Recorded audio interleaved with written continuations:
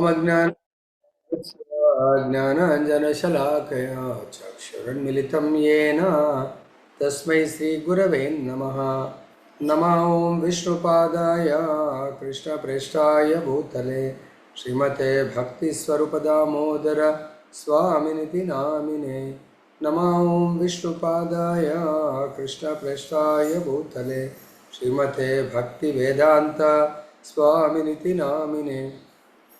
नमस्ते सरस्वती देवी गौरवाणी प्रचारिणी निर्विशेष शून्यवादी पाश्चात्यादेशधारिणी। जय श्री कृष्ण चैतन्य प्रभु नित्यानंद श्री अद्वैता गदाधरा शिवासदि गौरभक्त वृंदा। हरे कृष्णा कृष्ण कृष्ण हरे हरे, हरे राम राम राम हरे हरे। जय बोलो ग्रंथराज श्रीमद् भगवद गीता की जय, कृष्ण भगवान की जय। సో 16వ అధ్యాయంలో ముఖ్యంగా అధ్యాయం పేరే దైవాసుర స్వభావములు. సో ఇక్కడ భగవంతుడు ఈ సృష్టిలో రెండు రకాల జీవులు, ఒకరు ఆసురీ స్వభావం అంటే దానవ ప్రవృత్తి, రెండు దైవీ స్వభావం. సో దైవీ అంటే భగవంతుడు ఏదైతే ఆయన మమైవాంశో జీవలోకే జీవభూత సనాతన, భగవంతుడి యొక్క అంశాలను మనము. సో భగవంతుడి యొక్క గుణాలను, దైవీ గుణాలు అవి దేవతలు పాటిస్తూ ఉంటారు. భగవంతుడికి వ్యతిరేకమైన జీవులు అసురులు, వాళ్ళు భగవంతుడికి వ్యతిరేకమైన గుణాలతో జీవిస్తారు. మరి భగవంతుడికి అనుకూలమైన గుణాలేంటి, ప్రతికూలమైన గుణాలేంటి? అనుకూలమైన గుణాలను పాటించడం వల్ల ప్రయోజనము, ప్రతికూలమైనటువంటి గుణాలను పాటించడం వల్ల మనకు ఎటువంటి నష్టం జరుగుతుంది అనేది మనము చూద్దాం. ఆ గుణాలను చాలా జాగ్రత్తగా నోట్బుక్ ఆఫ్ పెన్ తీసుకొని, సో లిస్ట్ దైవీ గుణాలు, భగవంతుడి బోధించినటువంటి గుణాలు, సో అవి 26 రకాల గుణాలు ఉన్నాయి. ఓకే, అవి ఏంటంటే చూడండి. నంబర్ 1 నిర్భయత్వము, స్వీయ స్థితి, పవిత్రీకరణ, ఆధ్యాత్మిక జ్ఞాన సాధన, దానము, ఆత్మ నిగ్రహము, యజ్ఞాచరణము, వేదాధ్యయనము, తపస్సు, సరళత్వము, అహింస, సత్యసంధత, క్రోధరాహిత్యము, త్యాగము, శాంతి, తప్పులు పట్టడానికి విముఖత, ఇతరుల తప్పులు పట్టదు, సకల జీవుల పట్ల దయ, సకల జీవులను మానవులే కాదు 84 లక్షల జీవకోటి, ప్రతి జీవి పట్ల దయ, లోభరాహిత్యం, లోభి ఉండకూడదు, అంతా నాకే కావాలంటాం లోభి, లోభరాహిత్యము, మృదుత్వము, చాలా సాఫ్ట్ నేచర్ కలిగి ఉండడం, సిగ్గు, దృఢ నిశ్చయము, తేజము, క్షమాగుణము, ధైర్యము, శుచిత్వము, అసూయరాహిత్యము, గౌరవవాంఛ లేకపోవడము, ఇవన్నీ కూడా దైవీ గుణాలతో కూడుకునేవి. అదేవిధంగా ఆసురీ గుణాలు ఏంటవి? గర్వము, పొగరు, అహంభావము, కోపము, పరుషత్వము, అజ్ఞానము అనే ఇవన్నీ కూడా అసుర ప్రవృత్తికి సంబంధించినవి అన్నట్టు. దీంట్లో మనం ఇప్పుడు ఒక్కొక్కటిగా మనము తెలుసుకుందాం. భగవంతుడు ఈ సొసైటీని 4 వర్ణాలు, 4 ఆశ్రమాలుగా విభజించడం జరిగింది అన్నట్టు. 4 వర్ణాలు ఏంటి? బ్రాహ్మణ, క్షత్రియ, వైశ్య, శూద్ర. ఇవి 4 వర్ణాలు. ఆశ్రమాలు బ్రహ్మచర్య, గృహస్థ, వానప్రస్థ, సన్యాస. ఈ 4 వర్ణాలు, 4 ఆశ్రమాలు పాటించదగ్గటువంటివే ఈ గుణాలు. సో ఎవరైతే భగవంతుడు చెప్పినటువంటి ఈ దైవీ గుణాలను పాటించడం వల్ల వాళ్ళు దైవత్వాన్ని పొంది భగవత్ ప్రాప్తిని పొందుతారు. ఎవరైతే భగవంతుడు చెప్పిన దానికి వ్యతిరేకమైన గుణాలే అవి ఆసురీ గుణాలు, వాళ్ళు ఈ యొక్క భవబంధాల్లో బంధింపబడతారు, పతనము చెందుతారు. ఒకవేళ ఆసురీ గుణాలను వాళ్ళు ప్రాక్టీస్ చేస్తూ ఉంటాయి. దీనికి ముఖ్యంగా ఎక్కడ భగవంతుడు ప్రారంభించారంటే ఆశ్రమాలలో ఉన్నతమైన ఆశ్రమము సన్యాసాశ్రమం, వర్ణాలలో ఉన్నతమైంది బ్రాహ్మణత్వం. భగవంతుడు వీరిద్దరి ద్వారా ఈ సొసైటీని ఉద్ధరించదలుచుకున్నాడు అన్నట్టు. మనకి ఇక్కడ చూసినట్టు అయితే ఒక్కొక్కటి, మొదటిది ఏముంది ఈ గుణాలలో, దైవీ గుణాలలో నిర్భయత్వము. సో మనకు అభయం అభయం అంటే నిర్భయత్వం, భయము లేకుండా ఉండటం. భయము ఎవరికి ఉండదు? మనకు భగవంతుడు ఆచార్యుల ద్వారా చెప్తున్నారు, భజహురే మన శ్రీనందనందన అభయ చరణర విందరే. నిర్భయత్వం ఎవరికి ఉండదు? ఎవరైతే భగవంతుడి పాద పద్మాలను శరణాగతి పొందుతారో, ఆశ్రయిస్తారో వాళ్ళకు భయరాహిత్యం, భయం ఉండదు. లైక్ ఎగ్జాంపుల్ తీసుకున్నట్టయితే ధ్రువ మహారాజు ఉన్నారు. ధ్రువుడు వాళ్ళ అమ్మ యొక్క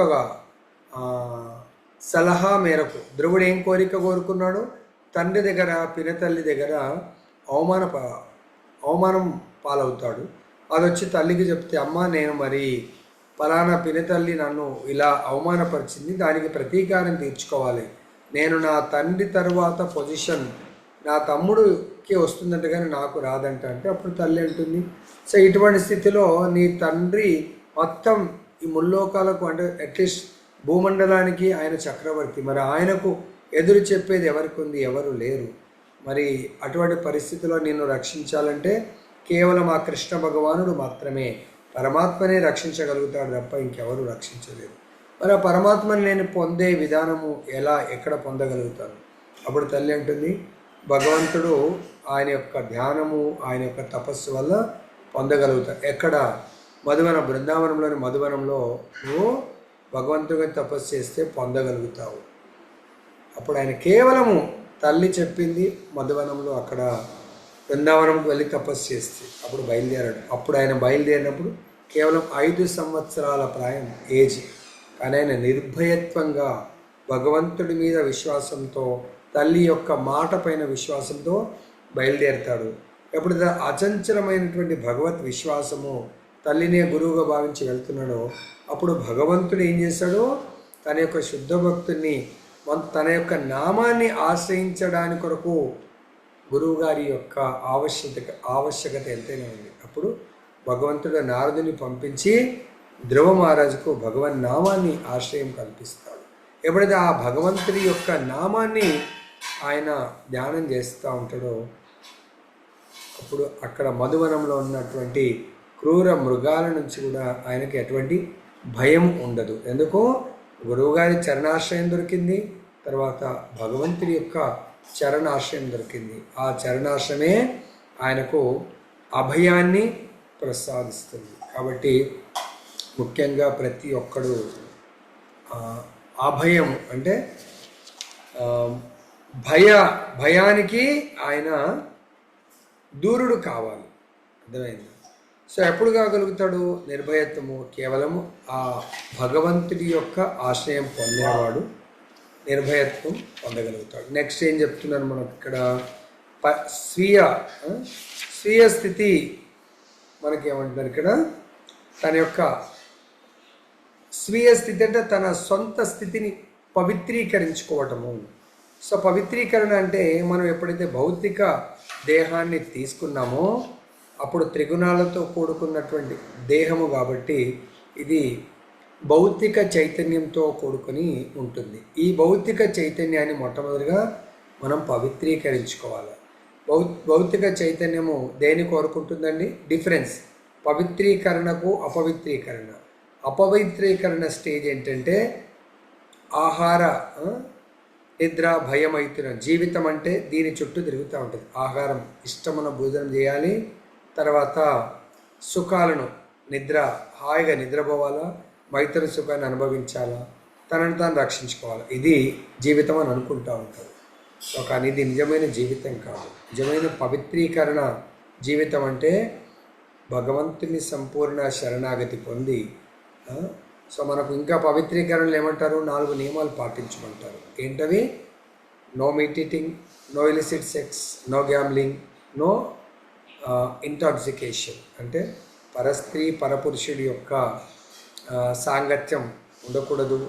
తర్వాత మాంస ఆహారాన్ని భుజించకూడదు.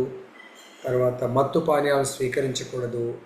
తర్వాత గ్యాంబ్లింగ్, అబద్ధాలు ఆడకూడదు, జూదాన్ని ఇవి పవిత్రీకరణలో భాగము.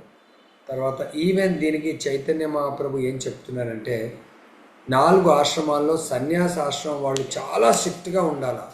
ఈవెన్ ఒక స్త్రీతో ఏకాంతంలో ఆమె ఎంత చిన్నదైన ఒక సన్యాసి అసలు మాట్లాడకూడదు.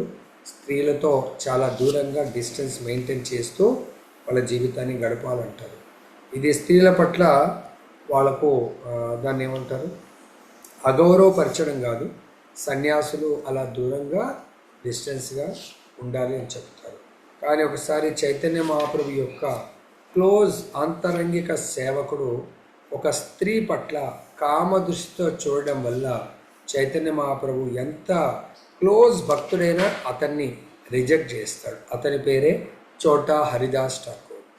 ఆయన గంధర్వ సింగర్ అన్నట్టు. చైతన్య మహాప్రభు చాలా ఆనందాన్ని ఇచ్చేటువంటి కీర్తనం చేస్తూ ఉంటాడు. అయినా కూడా చైతన్య మహాప్రభు అతన్ని, ఇంకా నీవు నా ముఖం చూపించకూడదు, నీవు బ్రతికి కూడా వేస్ట్, నా సాంగత్యంలో కూడా నీకు ఇటువంటి ఆలోచన వచ్చింది అంటే దాని మీనింగ్ ఒక శుద్ధ భక్తుడి దగ్గర ఉంటూ భౌతిక ఆలోచనలు, భౌతిక క్యాలిక్యులేషన్స్ నువ్వు పెడుతున్నావు అంటే శుద్ధ భక్తుడి దగ్గర ఉన్నప్పుడు కేవలం ఆధ్యాత్మిక ఆలోచనలు, ఆధ్యాత్మిక పురోగతి గురించి ఆలోచించాలి.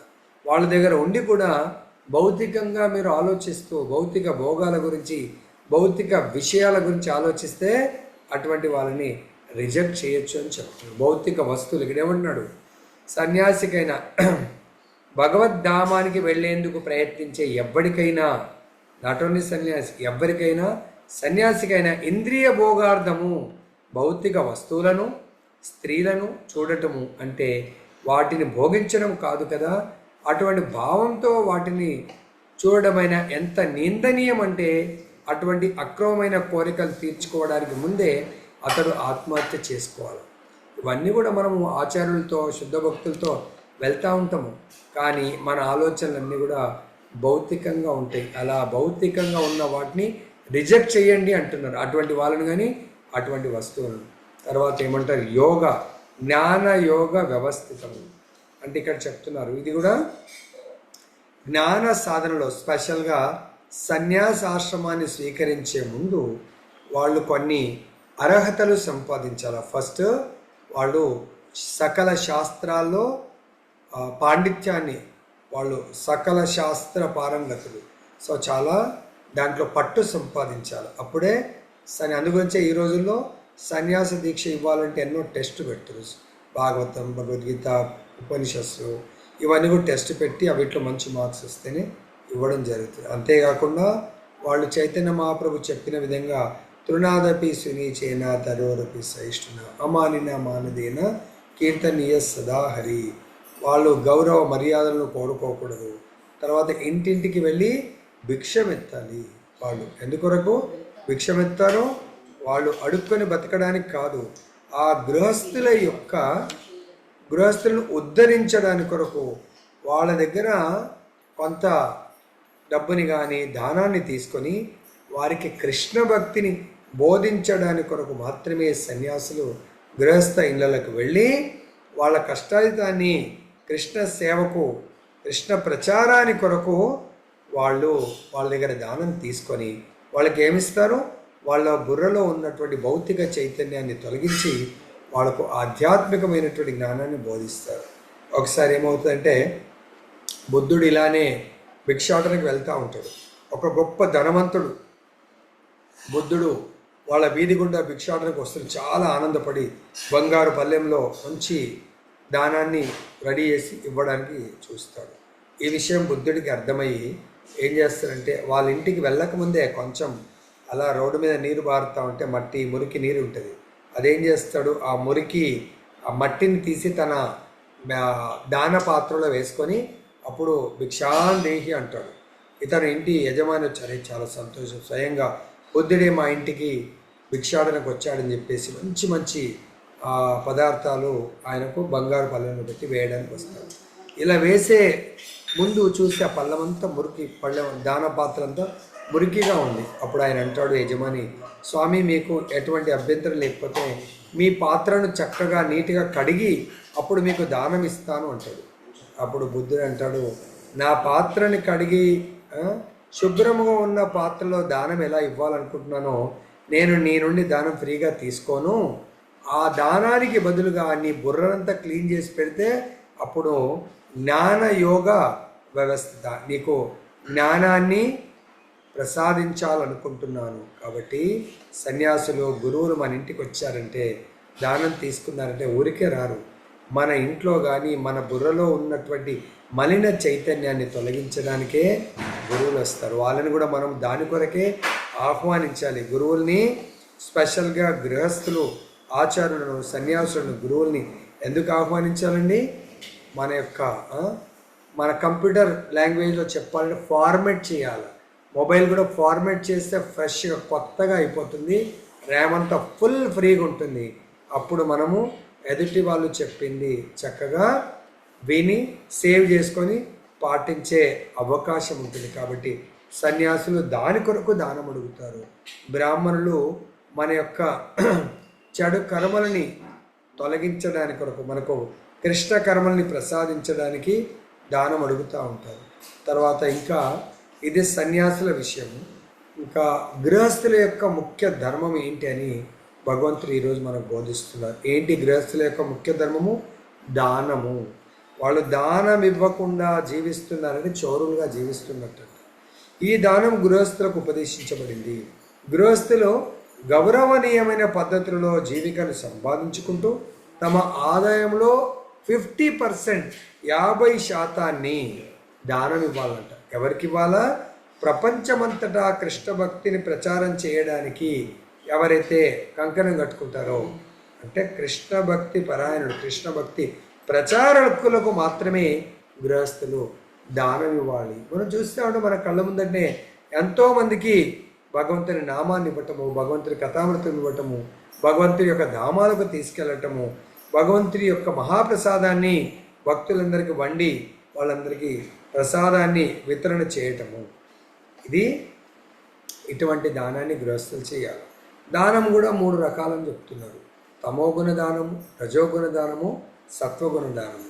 సో ఈ మనం కృష్ణ ప్రచారానికి చేస్తున్నటువంటి దానము సత్వగుణ దానం. అదే ఒకవేళ మనం రజోగుణ దానము చేసినట్టయితే ఆ డబ్బు వృధాయే అవుతుంది. రజోగుణం అంటే పేరు ప్రతిష్ట కొరకు, మన గౌరవ మర్యాదల కొరకు చేసేటువంటి దానము రజోగుణ దానం. కాబట్టి మనందరం కూడా ఉద్ధరింపబడాలంటే అట్లీస్ట్ సత్వగుణ దానాన్ని మాత్రమే చెయ్యండి.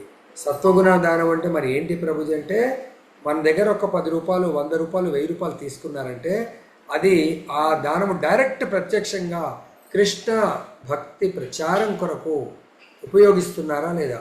ఉపయోగిస్తున్నారంటే బ్లైండ్గా మనము దానాన్ని ఇవ్వచ్చు. దానికి ఎగ్జాంపులే మనకు ఆచార్యులు అప్పుడప్పుడు ఏం చేస్తూ ఉంటారు? సాధు సంఘ ప్రోగ్రామ్స్ పెడతా ఉంటారు, భాగవత్ కథ, భాగవత్ సప్తాహ కార్యక్రమాలు పెడతా ఉంటారు, సో గీతామృత కార్యక్రమాలు పెడతా ఉంటారు. అక్కడ ఏం చేస్తూ ఉంటారు? భగవంతుడి యొక్క నామామృతాన్ని పంచుతూ ఉంటారు, కథామృతాన్ని పంచుతూ ఉంటారు, గీతాలను, భగవద్గీతలను ఫ్రీగా వితరణ చేస్తూ ఉంటారు. అర్థమైందా? భగవత్ ప్రసాదాన్ని ప్రతి ఒక్కరికి పంచడం జరుగుతుంది. నగర సంకీర్తన కార్యక్రమాలు పెట్టడం జరుగుతూ ఉంటుంది. ఈ విధమైనటువంటి కార్యక్రమాలకు మనము పెద్ద మనసుతో ఉదారంగా దానము చెయ్యాలి. లేకపోతే మన దానము, మన కష్టాయితము, మన లైఫ్ అంతా కూడా వృధా అవుతుందని మనకి ఇక్కడ చెప్తా ఉన్నారు.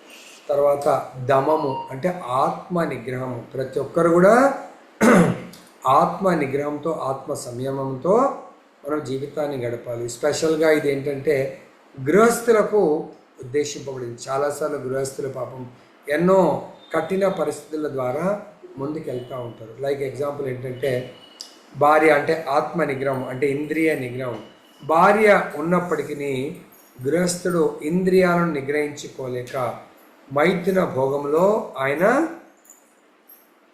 తన కాలాన్ని ఎక్కువ సమయం గడుపుతూ ఉంటారు. కానీ ఏమంటున్నారు అంటే ఇక్కడ ఆచార్యులు కేవలం మైథున సుఖాన్ని కృష్ణ చైతన్యవంతులను కనడానికి మాత్రమే ఉపయోగించండి మన ఇంద్రియాలను. కానీ ఈ రోజుల్లో మనం విదేశాల్లో కల్చర్ చూస్తున్నాం. స్లీపింగ్ పార్ట్నర్స్, ఈరోజు ఒక ఫ్రెండ్తో ఉంటారు, రేపు ఇంకో ఫ్రెండ్తో, ఎల్లుండి ఇంకో ఫ్రెండ్తో. ఇది నిజమైనటువంటి మానవ ధర్మము కాదు.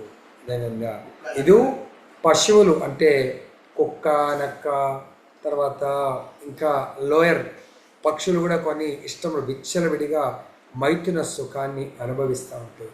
మానవ జన్మ ఆహార నిద్ర భయమైతునంచ ఈ నాలుగిటి కొరకు కాదు. సో ఈ నాలుగైతే సో జంతువులలో కూడా ఉంటుంది. మరి మనం జంతువుల యొక్క జన్మ నుండి ప్రమోట్ అయ్యి మనుష్య జన్మ తీసుకున్నాం. దేనికి? ధర్మోహితేశో అధికో విశేషో. ధర్మం అంటే ధర్మంతో సాక్షాత్ ధర్మంతో సాక్షాత్ భగవత్ ప్రణీతం. భగవత్ ప్రణీతం అంటే భగవంతుడు పలికింది. భగవంతుడు ఎవరు? సో కృష్ణ భగవానుడు. భగవద్గీతలో భగవాను వాచ అంటున్నారు. భగవాన్ అంటే కృష్ణ భగవానుడు పలికిందే ధర్మము. ఇక్కడ మనకు ఈ యొక్క 26 గుణాలను కృష్ణ భగవానుడు మనకు బోధిస్తున్నారు. ఏ విధంగా ఉండాలి, ఏ విధంగా ఉండకూడదు. అందుగురించే ఎవరైతే బ్రహ్మచర్య లైఫ్ అయిపోయిన తర్వాత గృహస్థ ఆశ్రమాన్ని స్వీకరించాలి అనుకుంటే పెద్దలు నిర్ణయించిన విధంగా వాళ్ళు ప్రభుపాదుల వారు ఏం చేశారు?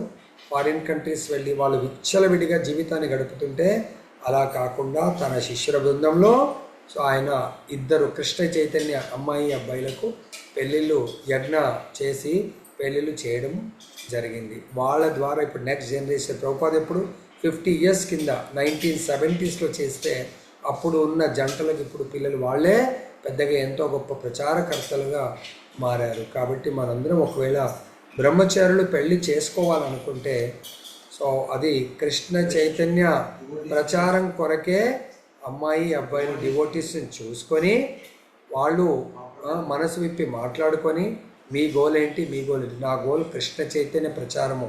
అబ్బాయి గోల్ అదే ఉండాలి, అమ్మాయి గోల్ అదే ఉండాలి. సో వాళ్ళిద్దరి యొక్క కోరికను భగవంతుడు సంతానం ద్వారా ఇంకా ముందుకు తీసుకెళ్లే అవకాశం ఉంటుంది. మరి గృహస్థులు ఏం చేయాలి? ఇంకా పెళ్లి చేసుకున్నారు, బ్రహ్మచారి నుంచి గృహస్థ అయ్యారు, గృహస్థులు పెళ్లి చేసుకున్నారు.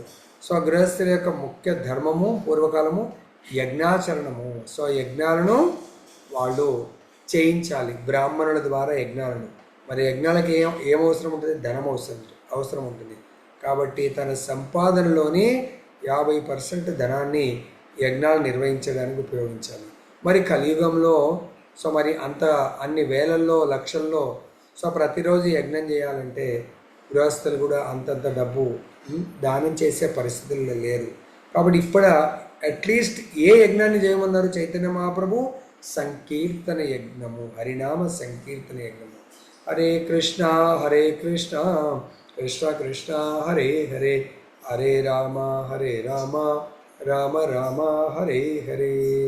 భగవంతుడు బోధించినటువంటి హరినామ సంకీర్తన యజ్ఞాన్ని సో ప్రతి వీధిన గ్రామమున చేయాలని చెప్పేసి చెప్తున్నారు. సో కాబట్టి ఇక్కడ గృహస్థులకు ముఖ్యంగా ఏమన్నారు? దానము తప్పకుండా చేయాలి గృహస్థులు. ఇది భగవంతుడు చెప్తున్నటువంటి దైవీ గుణాల్లో గృహస్థులకు మొట్టమొదటిది.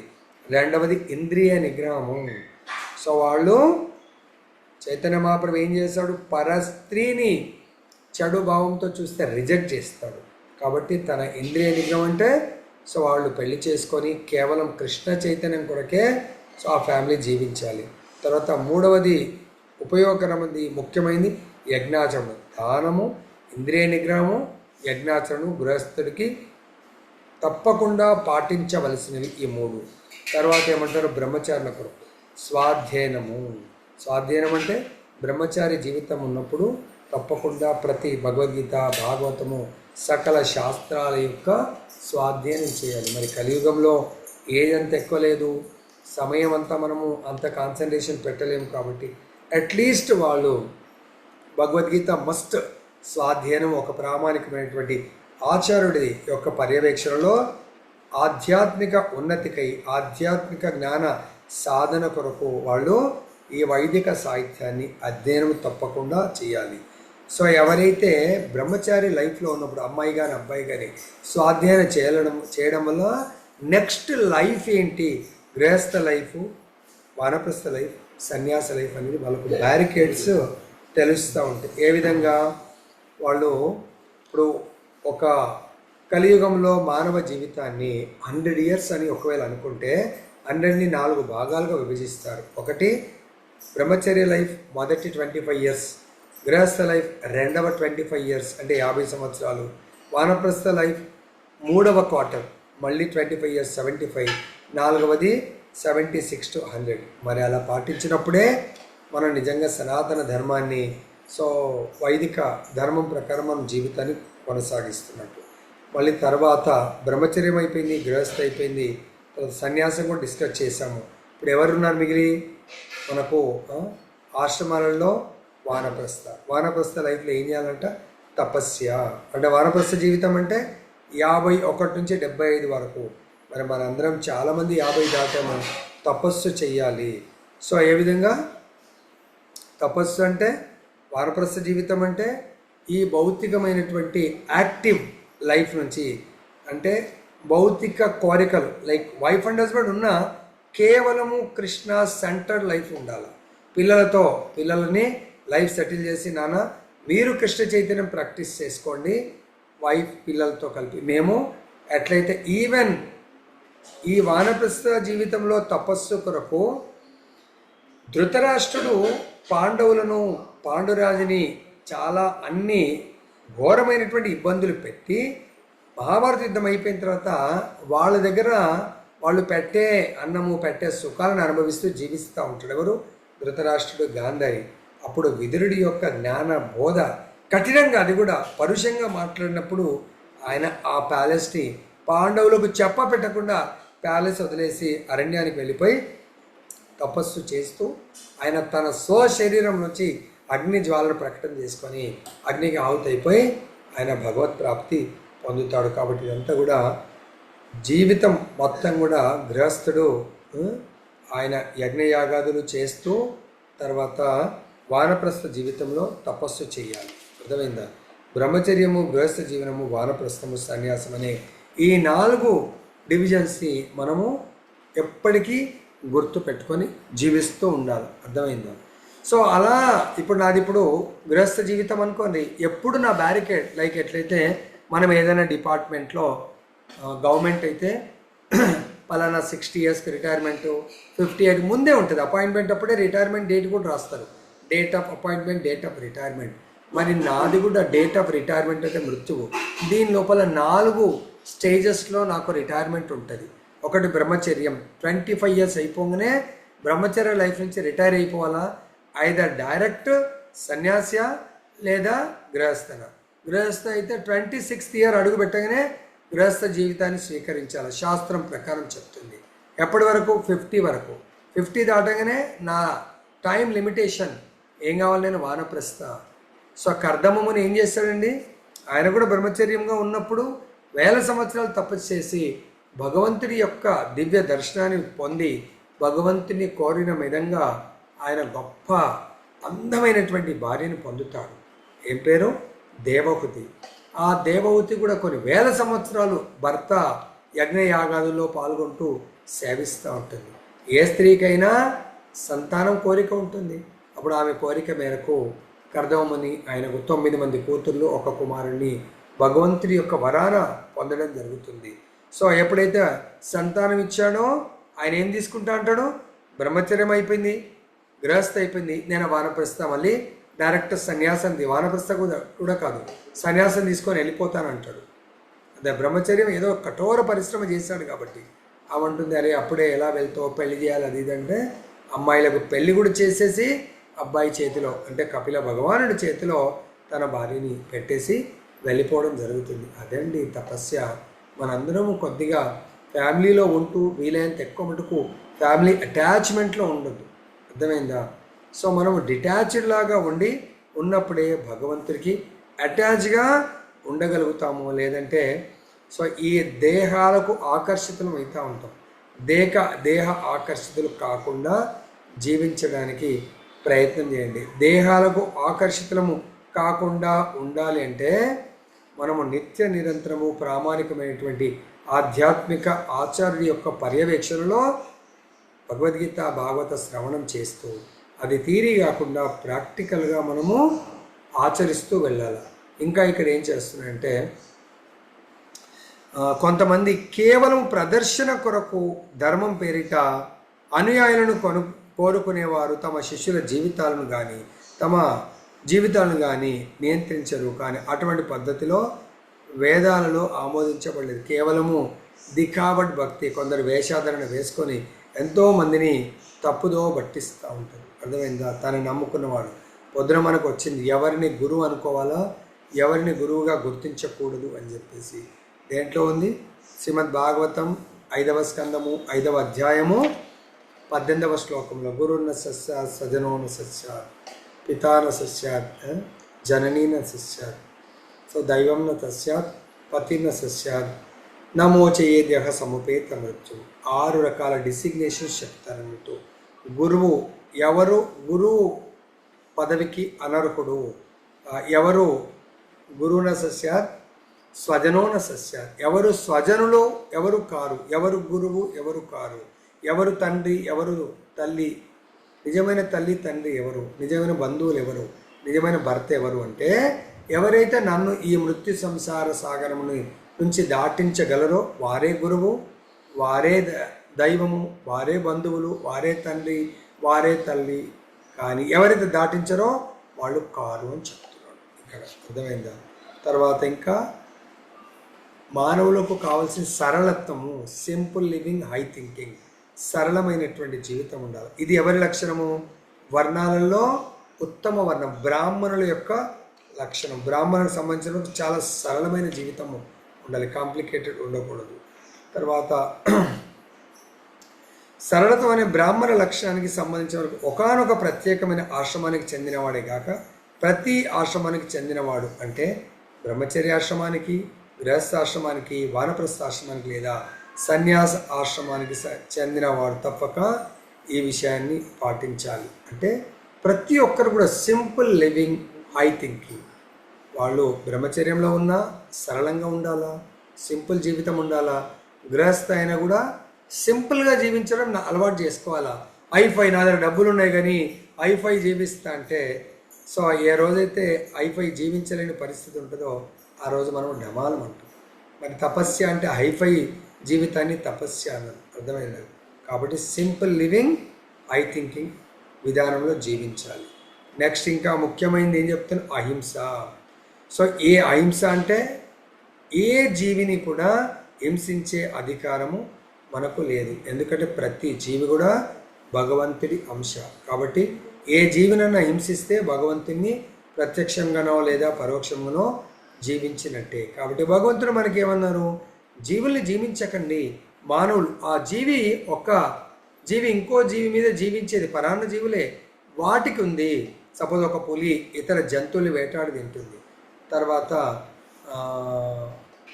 మేకలు గడ్డిని తింటూ ఉంటాయి. అలా ఒక జీవి ఇంకో చిన్న పిల్లులు ఉన్నాయి, ఎలకలు తింటూ ఉంటుంది. అర్థమైందా? తర్వాత బల్లి ఉంది, పురుగుల్ని తింటూ ఉంటుంది. వాటికి ప్రకృతి నియమం అదే, ఇంకో జీవిని చిన్న జీవిని తినటం.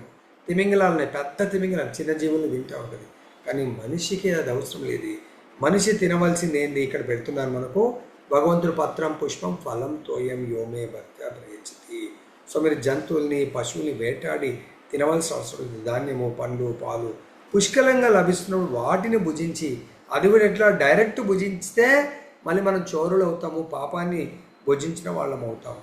అది భగవద్గీత 3వ అధ్యాయం 13వ శ్లోకంలో మనకు చెప్తారు. ఏంటది? యజ్ఞశిష్టాశీనస్తంతో ముచ్చంతే సర్వకిల్ విషయ భుంజతే త్వగం పాప ఏ పచంతి ఆత్మకారణ.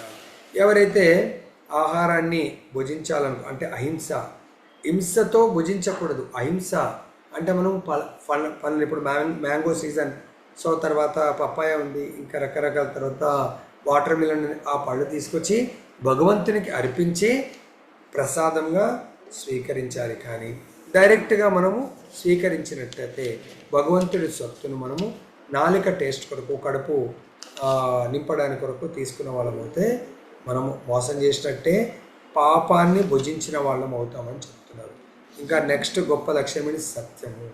సో మనిషి సత్యాన్ని పలకడము నేర్చుకోవాలి. ఆ విషయాన్ని మనము సత్యం అంటే పరమసత్యం భగవంతుడు. అర్థమైందా? పరమసత్యం భగవంతుడు బోధించిన విషయాలను పాటించడమే సత్యం ప్రకారము జీవించడం. మరి ఆ జీవితాన్ని ఎలా మనం అర్థం చేసుకోవచ్చు? ప్రామాణికమైనటువంటి గురువు ద్వారా మనం ఈ గొప్ప ఆధ్యాత్మిక శాస్త్ర విషయాలను శ్రవణం చేసి విని ఇలా వదిలేయడానికి కాదు, శ్రవణం చేసి వాటిని మన జీవితంలో అమలు పరచాలి, ఇంప్లిమెంట్ చేయాలి వాటిని. అప్పుడే మనము సత్యాన్ని పాటిస్తున్నట్టు, లేదంటే అసత్యమైనటువంటి జీవితాన్ని గడుపుతున్నట్టు. తర్వాత ఏమన్నారు ఇంకా, క్రోధాన్ని అణుచుకోవడము, దాన్ని అక్రోధము అంటారు. క్రోధము మనం అణుచుకోకపోతే మన జీవితమే పతనం అయిపోతుంది. అర్థమైందా? సో మరి క్రోధాన్ని అణుచుకోవాలంటే మనము హనుమంతుడి దగ్గర నేర్చుకోవచ్చు. సో అది భగవంతుడికి విరోధమైనటువంటి విషయాలని మనం అపోజ్ చేయాలి.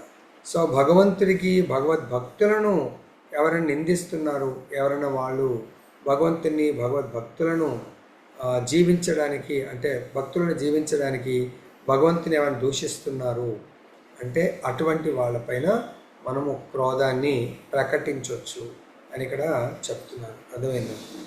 తర్వాత అపైశునం, ఇది చాలా మటుకు మనం చేస్తూ ఉంటాం. ఇతరుల యొక్క తప్పులను మనము లెక్క పెడతా ఉంటాం, వేలెత్తి చూపిస్తూ ఉంటాం. సో అది మన డ్యూటీ కాదు. సపోజ్ ఒక కొడుకు యొక్క తప్పుని సరిదిద్దడం తండ్రి యొక్క బాధ్యత. ఒక ఆధ్యాత్మికమైనటువంటి విద్యార్థిని సరిదిద్దటం ఆ విద్యార్థి యొక్క గురువు యొక్క బాధ్యత. కానీ సహ విద్యార్థి ఇంకెవరో వేలెత్తి చూపెడుతూ నువ్వు ఇలా తప్పులు చేస్తున్నావు అనేది కరెక్ట్ మర్యాద కాదు అని చెప్పేసి మనకి ఇక్కడ ఆచార్యులు చెప్పడం జరుగుతూ ఉంది. ఇంకా మనకు అచాపలం అంటే దృఢ నిశ్చయము. మనము భగవద్భక్తి పట్ల చాలా దృఢ నిశ్చయం ఉండాలి. నిరాశ నిస్పృహలకు గురి కాకూడదు. కొన్నిసార్లు మనము భక్తిలో ఏదో తపస్సు చేస్తూ ఉంటాం, కానీ ఆ తపస్సు ఫలీకృతం కాకపోవచ్చు. అంత మాత్రాన మనము మన యొక్క ఆత్మస్థైర్యాన్ని కోల్పోకూడదు, దృఢ నిశ్చయాన్ని. లైక్ దృఢ నిశ్చయం అన్నప్పుడు ధ్రువ మహారాజ్ గుర్తొస్తూ ఉంటాడు. ధ్రువ మహారాజ్ 5 సంవత్సరాల బాలుడు. గురువుగారు బోధించినటువంటి గొప్ప భగవత్ మంత్రాన్ని, ఏ మంత్రం అది? ఓం నమో భగవతే వాసుదేవాయ. సో ఆ మంత్రాన్ని జపించు, తప్పకుండా ఆ వాసుదేవుడైనటువంటి భగవంతుడు నీకు దర్శనమిస్తాడు, నీ కోరిక నెరవేరుస్తాడు. ఎప్పుడైతే ధ్రువ మహారాజు 6 నెలలు కఠోర తపస్సు, ఒక్కొక్క నెల స్పెషల్గా ఇంకా తపస్సును పెంచుకుంటూ పోతాడు. మొదటి నెల ఏం చేస్తాడు? ఆయన పండ్లు ఫలాలు తినుకుంటూ భగవంతుని నామాన్ని జపిస్తాడు. భగవంతుడు సాక్షాత్కారం కాలేదు. 2వ నెలలో ఏం చేస్తాడు? కందమూలాలు తినుకుంటూ, ఆకులు అలములు తినుకుంటూ తపస్సు చేస్తాడు. భగవత్ సాక్షాత్కారం కలలేదు. తర్వాత 3వ నెల ఎండుటాకులు అలములు తినుకుంటూ తపస్సు చేస్తాడు. భగవత్ సాక్షాత్కారం కలగలేదు. 4వ నెల కేవలము నీళ్లు అక్కడ యమునా నది యొక్క నీళ్లు తాగుతూ తపస్సు చేస్తాడు. భగవత్ సాక్షాత్కారం కాలేదు. 5వ నెల కేవలం గాలిని పీలుస్తూ తపస్సు చేస్తాడు. సాక్షాత్కారం కాలేదు. 6వ నెల గాలిని కూడా పీలవటం మానేసి తపస్సు చేస్తాడు. అప్పుడు భగవంతుడు తప్పకుండా రావాల్సిన అవకాశం ఏర్పడ్డది. ఇంక గాలి లేకపోతే ప్రపంచంలో గాలంతా కూడా బంధించాడు. ఎవరు?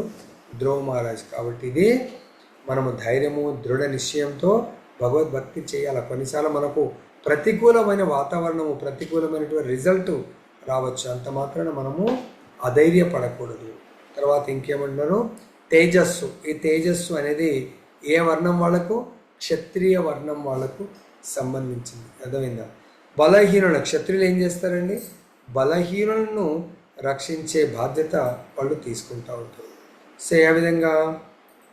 ఎవరైతే బలహీనులను, పాపం ఇతరులు బలవంతులు హింసిస్తూ ఉంటే అటువంటి వాళ్ళను దండిస్తూ ఉంటారు. ఆ దండించేప్పుడు క్షత్రియులు, దండన అంటే హింస, వాళ్ళు హింసించవచ్చు, వాళ్ళు ఇతరులను చంపొచ్చు. ఇతరులను ఎందుకు? ఒక మంచి వాతావరణాన్ని, అమాయకులను, తర్వాత బలహీనులను రక్షించడానికి కొరకు ఆ విధమైనటువంటి హింసను వాళ్ళు చేసే అర్హత కలిగి ఉంటారు. ఎవరు?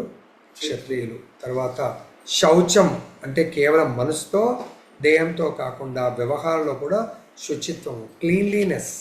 అంటే ఇక్కడ మన క్లీన్లీనెస్ బహిర్ అంటే శరీరం మొత్తం క్లీన్ ఉండాలా, అంతరంగంగా అంటే మనస్సు క్లీన్గా ఉండాలా. బహిర్ క్లీన్గా ఉండాలంటే మనం ఏం చేయాలా? ఈ దేహంతో నల్ల బజారులో అంటే గ్యామ్లింగ్ చేయకూడదు. చాలా మనము న్యాయబద్ధంగా కష్టపడి సంపాదించుకొని అటువంటి ధనము నుండి మనం భగవంతుడికి, భగవద్భక్తులను సేవించడానికి ప్రయత్నం చేయాలి.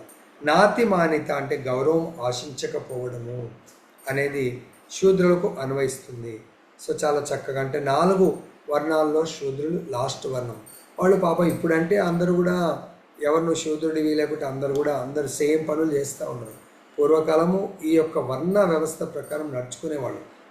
బ్రాహ్మణులు కేవలం భగవంతుని సేవించడానికి కొరకే నియుక్తులయ్యేవారు. క్షత్రియులు రాజు వాళ్ళ పిల్లల కాడికి వెళ్ళి రాజులుగా ఉండేవాళ్ళు, సామంతరాజులుగా ఉండేవాళ్ళు. ఆ రాజ్యాన్ని కాపాడడానికి తన ప్రాణాలని కూడా వాళ్ళు ఫలంగా పెట్టేవాళ్ళు క్షత్రియులు. తర్వాత వైశ్యులు బిజినెస్ ఈ ఊరు నుంచి ఆ ఊరుకు, ఆ ఊరు నుంచి ఈ ఊరుకు ఎంతో బిజినెస్ చేస్తూ ప్రజలందరికీ కూడా సమన్వయపరిచేవాళ్ళు అన్నట్టు.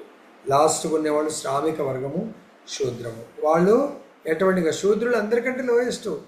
వాళ్ళు మెంటల్గా ప్రిపేర్ అయ్యి ఎవరి నుంచి కూడా గౌరవ మర్యాదలను వాళ్ళు కోరుకునేవాళ్ళు కాదు. వేదాదేశము ప్రకారము ఆ వర్గము 4 వర్ణాల్లో అల్పమైంది. ఇది శూద్ర వర్ణం అందరికంటే చాలా లోయెస్ట్ పొజిషన్లో ఉండేవాళ్ళు. లోయెస్ట్ అంటే ఇక్కడ అంటరాని వాళ్ళని కాదు, కాన్షియస్ లెవెల్లో వాళ్ళకు భగవంతుడి యొక్క కాన్షియస్లో చాలా తక్కువగా ఉండేది వాళ్ళు. తర్వాత కాబట్టి వాళ్ళకు తెలుసు, వాళ్ళు అనవసరమైన ప్రతిష్ట గౌరవంతో పొంగిపోకుండా తమ స్థాయిలోనే తమకు తెలుసు తమ పొజిషన్ ఎక్కడ ఉండాలనో అక్కడే ఉండి వాళ్ళు తమ కార్యాలు తమ చేసుకుంటూ ఉండేవాళ్ళు. సాంఘిక వ్యవస్థ చక్కగా సాగడానికి ఉన్నత వర్ణాలకు గౌరవం చూపడం శూద్రుల ధర్మం. సో ఇక్కడ ఏంటంటే పూర్వకాలము బ్రాహ్మణ క్షత్రియ వైశ్య శూద్ర ఉన్నట్టుగా ఇప్పుడు ప్రభుత్వ ఉద్యోగాల్లో కూడా 4 కేటగిరీస్ ఉంది. ఒకటేమో గ్రూప్ 1, 2 గ్రూప్ 2, 3 గ్రూప్ 3, 4 గ్రూప్ 4. మరి అవన్నీ ఎలా డివిజన్ అయిందండి? మన యొక్క విద్యా అర్హతలను బట్టి డిసైడ్ చేస్తారు. ఒకడు చాలా గొప్ప విద్యా అర్హత ఉంది కానీ ఆ పోస్ట్కి సెలెక్ట్ కాలేదు, అతను గ్రూప్ డిగా సెలెక్ట్ అయ్యిండు. సో మరి ఆ గ్రూప్ 1గా తనకంటే అర్హత తక్కువ ఉన్న ఎగ్జామ్ పెట్టిన దాంట్లో పాస్ అయిపోయాడు. అటువంటి ఆయన సేవలు చేయడానికి వాలంటీర్గా రావాలి. అర్థమైందా? కానీ నేను చేయలేను, నాకంటే వీడికి తక్కువ అర్హత ఉంది అంటే కుదరదు. ఇవన్నీ మనం ఎప్పుడైతే దీని గురించే ప్రతిష్ట గౌరవం గురించి చైతన్య మహాప్రభు చెప్తారు. ఏంటది? త్రినాదపి సునీచేన తరువరపి సహిష్ణున అమానిన మానదేన కీర్తనీయ సుధారి. ఇటువంటి గుణాలన్నీ మనకు రావాలంటే అంత సులభం కాదు, కానీ at the same time impossible కాదు. అవి రావాలంటే కేవలము చైతన్య మహాప్రభు ఏం చెప్పాడంటే, సో త్రినాదపి సునీచేన తరువరపి సహిష్ణున అమానిన మానదేన కీర్తనీయ సదాహరి. నిత్యము హరినామ సంకీర్తనలు ఎవరైతే పాల్గొంటారో వాళ్ళకి ఈ గుణాలన్నీ కూడా చాలా సులభంగా వాళ్ళకు అలవడతాయని చెప్తున్నారు. సో ఫైనల్గా ఏం చెప్తున్నారు? ఈ 26 గుణాలు దివ్యమైనటువంటివి. సో అవి వివిధ అన్నింటి కవర్ చేశారు. చూడండి, ఆశ్రమాలను కవర్ చేశారు, వర్ణాలను కవర్, లాస్ట్కు శూద్ర, అక్కడ బ్రహ్మచర్య. మీరందరూ చాలా చక్కగా గ్రహించాలా.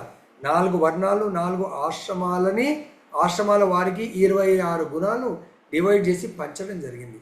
ప్రతి ఒక్కరూ వాటిని శ్రద్ధగా వాళ్ళ ఆశ్రమము వాళ్ళ వర్ణం ప్రకారము వాళ్ళు ఈ గుణాలను ప్రాక్టీస్ చేస్తే వాళ్ళకు ఎటువంటి అనుభూతి కలుగుతుందంట? దివ్యానుభూతి, ఉన్నత స్థాయికి చేరుకోవడం. దివ్య అనుభూతి అంటే భగవద్ అనుభూతి, చాలా ఉన్నతమైనటువంటి వాళ్ళు స్థితికి అని పొందే అవకాశం ఉంటుంది. నెక్స్ట్ ఇంకా మనం ఏమనుకున్నాము? రెండవది ఆసురీ గుణాలు.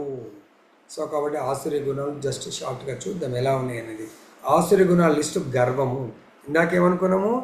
శూద్రుడికి గర్వం ఉండదు. ఇప్పుడు నన్ను అంటారు, పూర్వకాలము వాళ్ళ స్థితిని వాళ్ళ క్వాలిఫికేషన్ బట్టి వాడు పాపం పని చేసుకుంటే పోయేవాడు. కానీ ఇది ఆసురీ గుణం తిరగబడటం. గర్వము, పొగరు, అహంభావము, కోపము, పరుషత్వము, అజ్ఞానం అనే గుణాలన్నీ కూడా అసుర స్వభావం. సపోజ్ మనకు గర్వం, ఫలానా నేను పనిచేసిన అని గర్వం వచ్చిందంటే ఇమ్మీడియట్గా దైవీ గుణం నుంచి నువ్వు ఆసురీ గుణము పడిపోయినట్టే, పక్క ట్రాక్కు వెళ్ళిపోయినట్టే. పొగరు, నీకు ఏదో ఒక మంచి పని చేసామని అందరూ పొగడారనుకోండి, సరే చాలా బాగా చేశారండి, అప్పుడు మనం గాలిలో నడవకూడదు, పొగరు వచ్చేస్తుంది. అప్పుడు మనం లేదు మన మనసుకి చెప్పాలి, మనసా. సో మనం 16వ అధ్యాయం 4వ శ్లోకం ప్రకారము నేను అసురుడిగా మారిపోతాను. అసుర టీంలో నాకు పొగరు ఉండకూడదు, అహంభావం ఉండకూడదు. సో మనం ఒక పేరు ప్రతిష్ట వచ్చిందని ఎవడన్నా ఏమన్నా అన్నాడు అనుకోండి, సర్రన కోపం వచ్చిందనుకోండి, మనం ఏ లిస్టులోకి వెళ్ళిపోయినట్టు? అసురుల లిస్టులకు వెళ్ళిపోతాము. తర్వాత పరుషత్వం, ప్రతిదాన్ని ఇష్టమైనట్టుగా మాట్లాడుతూ ఉంటారు ఇతరుల పట్ల. అదెందుకు? అజ్ఞానం వల్ల. ఇవన్నీ కూడా ఆసురీ ప్రవృత్తికి సంబంధించినటువంటి. ఎవరి లోపలైతే దైవీ గుణాలుంటే దైవత్వాన్ని పొంది దివ్య అనుభూతిలో ఉత్తమ స్థితిలోకి వెళ్తారు. ఎవరి దగ్గర అయితే ఆసురీ గుణాలు ఉంటాయో వాళ్ళు అసురత్వాన్ని పొంది పతన స్థితికి చేరుకుంటారు. తర్వాత వాళ్ళు ఈవెన్ మనుష్య జన్మ నుంచి కూడా వాళ్ళు పతనీయమయ్యే అవకాశం ఉంది. అంటే జంతువులు, పశు పక్షాదుల జన్మ తీసుకునే అవకాశం ఉంటుంది. వాళ్ళు అసురులు పైన చెప్పిన 26 గుణాలకు ఆపోజిట్గా వాళ్ళు వ్యవహరిస్తూ ఉంటారు. అటువంటి వాళ్ళ సాంగత్యాన్ని వీలైనంత ఎక్కువ మట్టుకు మనము దూరంగా ఉండాలి. అర్థమైంది? అసంగత్యం. సో అటువంటి వాళ్ళతో మనం ఎందుకు దూరంగా ఉండాలి? మనము వాళ్ళు చేసే ప్రతి కార్యం కూడా అశుభ కార్యం ఉంటుంది. సో మరి మంచి వాళ్ళు ఎప్పుడు కూడా శుభకార్యాల్లో పాల్గొంటూ శుభప్రదమైనటువంటి జీవితాన్ని జీవిస్తారు. అసురులు లైక్ ఎగ్జాంపుల్ చూసుకోండి, ప్రహ్లాదుడు ఉన్నాడు, హిరణ్యకశిపు. ప్రహ్లాదుడు ఎప్పుడు కూడా దైవీ గుణాలతో 5 సంవత్సరాల బాలుడే దైవీ గుణాలతో జీవిస్తూ ఉంటాడు. అదే హిరణ్యకశిపు అప్పటికే కొన్ని వేల సంవత్సరాలు ఏది ఉంటుంది, ఆయన ఆసురీ ప్రవృత్తి. సో కాబట్టి అసురులకు ఎప్పుడు కూడా ఫైటింగ్, బద్ధ వైరం నడుస్తుంది. కొడుకైనా కూడా చూడకుండా ఎన్నో పనిష్మెంట్స్ విధిస్తాడు. ఎవరు? హిరణ్యకశిపు. కాబట్టి మనం అటువంటి పరిస్థితి నుండి బయటపడాలి. అదేవిధంగా కొడుకుని కూడా చూడకుండా చంపడానికి ప్రయత్నం చేస్తాడు. నెక్స్ట్ యుగంకి వస్తే రావణుడు విభీషణుడు తమ్ముడని చూడకుండా రాజ్యం నుంచి వెళ్ళగొట్టడం జరుగుతుంది. సో అది ఆసురీ ప్రవృత్తి. అర్థమైందా? సో కాబట్టి మనం కలియుగంలో కూడా ఎంతోమందిని చూస్తూ ఉన్నాం. భగవంతుడి యొక్క భక్తి లేకుండా భౌతిక చైతన్యం ఉంటే కూడా దాన్ని ఆసురీ ప్రవృత్తి అంటారు. అర్థమైందా? అంటే రజోగుణం చుట్టూ వాళ్ళు జీవిస్తూ ఉంటారు. కాబట్టి దయచేసి ఇప్పటికైనా గుర్తుపెట్టుకొని మనము సత్వగుణంలో జీవించడానికి, అది కూడా దైవీ గుణాలతో జీవించడానికి ప్రయత్నం చేసి భగవత్ ప్రేమ, భగవత్ ప్రాప్తి పొందాలని కోరుకుంటూ ముగిస్తున్నాను. హరే కృష్ణ కృష్ణ కృష్ణ హరే హరే, హరే రామ రామ రామ హరే హరే. जय बोलो ग्रंथराज श्रीमद् भगवद गीता की जय। श्री श्री राधा रमन लाल की जय। जगन्नाथ बलदेव सुभद्रा महारानी की जय। गौर निताय।